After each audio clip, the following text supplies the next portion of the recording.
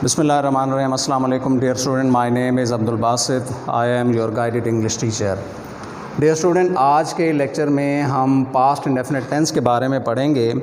Past indefinite tense में हम माजी में होने वाले जो भी हालात, वाक़यात और बातें होती हैं उनका ज़िक्र करते हैं, यानी गुज़रे हुए ज़माने के बारे में। तो सबसे पहले हम पास्ट इंडेफिनिट टेंस की पहचान को देख लेते हैं कि इसकी पहचान क्या है। इस फ़िक्रे के आखिर में अलिफ, छोटी ये और बड़ी ये जैसे हरूफ आते हैं, यानी इन पर उर्दू का फ़िक्रा इख्तिताम पजीर होता है। ये है पास्ट इंडेफिनिट टेंस की पहचान। अब उसके बाद हम देखते हैं कि इसका मेथड क्या है, कि जिस मेथड के थ्रू हमने उर्दू के सेंटेंसेस को इंग्लिश में कन्वर्ट करना है।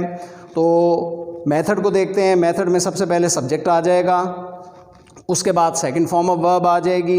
ये वाहिद टेंस है पास्ट इंडेफिनिट टेंस जिसके सिंपल सेंटेंसेस में second form of verb use होती है। इसके अलावा कोई ऐसा टेंस नहीं है जिसमें second form of verb use होती हो।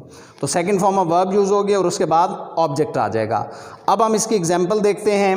फर्स्ट एग्जांपल है सिंपल सेंटेंसेस की, माली ने पौधों को पानी दिया। अब यहाँ पे देखें इसकी जो पहचान है ये अलिफ पे इख्तिताम पजीर हो रही है। तो इसको जब ट्रांसलेट करेंगे तो सब्जेक्ट द गार्डनर, उसके बाद पानी देना वाटर, उसकी सेकंड फॉर्म जो है वो वाटर्ड आ जाएगी। The gardener watered the plants. माली ने पौधों को पानी दिया, the gardener watered the plants, subject second form of verb और फिर उसके बाद ऑब्जेक्ट आ गया। उसके बाद जो है वो इसकी सेकंड एग्जांपल देखें, वो अपना सबक भूल गए। अब यहाँ पर देखें ये बड़ी ये पर जो है वो ये फ़िक्रा इख्तिताम पजीर हो रहा है, जो कि इसकी पहचान है पास्ट इंडेफिनिट टेंस की। अब इसको ट्रांसलेट करेंगे जब उर्दू में, वो अपना सबक भूल गए। दे प्लूरल सब्जेक्ट आ जाएगा, दे और फॉरगेट भूल जाना फर्स्ट फॉर्म, उसकी second form forgot. They forgot their lesson, वो अपना सबक भूल गए। They forgot their lesson, subject second form of verb और उसके बाद फिर ऑब्जेक्ट। अब उसके बाद हम आ जाते हैं पास्ट इंडेफिनिट टेंस के नेगेटिव सेंटेंसेस की जानिब।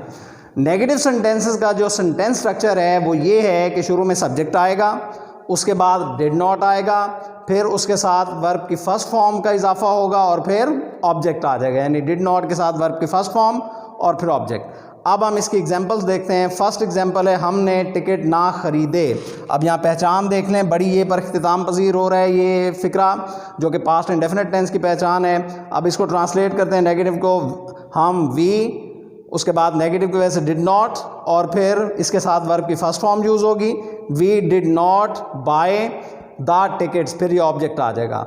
हमने टिकट ना ख़रीदे, we did not buy the tickets. उसके बाद सेकंड एग्जांपल देखें, मोची ने मेरा जूता मुरम्मत ना किया। अब यहाँ पे देखें पहचान अलिफ पर जो ये फ़िक्रा है इख्तिताम पजीर हो रहा है, जो कि पास्ट इंडेफिनिट की पहचान है। अब इसको ट्रांसलेट करते हैं। द कॉबलर, मोची डिड नॉट नेगेटिव की वजह से और फिर मुरम्मत करने की इंग्लिश मेंड है, उसकी फ़र्स्ट फॉर्म आ जाएगी। द कॉबलर डिड नॉट मेंड माई शू, मोची ने मेरा जूता मुरम्मत ना किया। द कॉबलर डिड नॉट मेंड माई शू। तो इस तरह से पास्ट इंडेफिनिट के नेगेटिव सेंटेंसेस जो हैं वो उर्दू से इंग्लिश में ट्रांसलेट किए जाते हैं।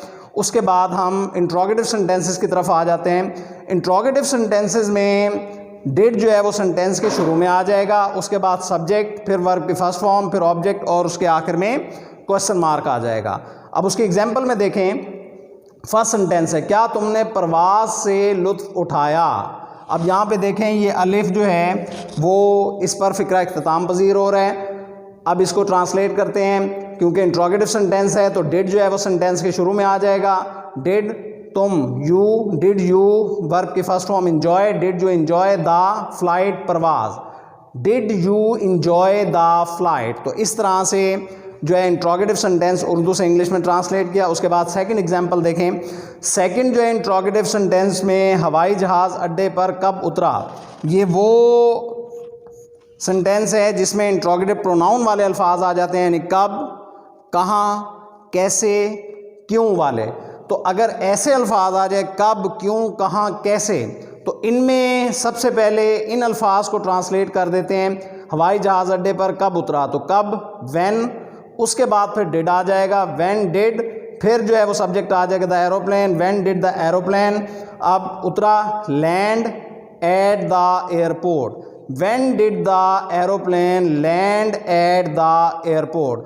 तो ये दूसरी इंट्रोगेटिव जो है ना वो सेंटेंस है जिसमें इंट्रोगेटिव प्रोनाउन यूज़ होता है व्हेन, व्हाई, वेयर, हाउ। तो उसको इस तरह से हम उर्दू से इंग्लिश में ट्रांसलेट करते हैं। उसके बाद लास्ट सेंटेंस देखें, थर्ड, ग्लास किसने तोड़ा। अब ये इसमें हु वाला सेंटेंस है। जो हु वाला सेंटेंस है प्रीवियस लेक्चर में मैंने प्रेजेंट इंडेफिनिट टेंस पढ़ाते हुए भी आपको बताया था कि प्रेजेंट इंडेफिनिट टेंस में भी जो हु वाला सेंटेंस होता है वो सिंपल सेंटेंस के स्ट्रक्चर के मुताबिक ट्रांसलेट किया जाता है। इसी तरह पास्ट इंडेफिनिट टेंस में हु वाला जो सेंटेंस है वो भी सिंपल सेंटेंस के स्ट्रक्चर के मुताबिक ट्रांसलेट किया जाता है। सिंपल स्ट्रक्चर क्या है? Subject, second form of verb और फिर उसके बाद ऑब्जेक्ट आ जाता है।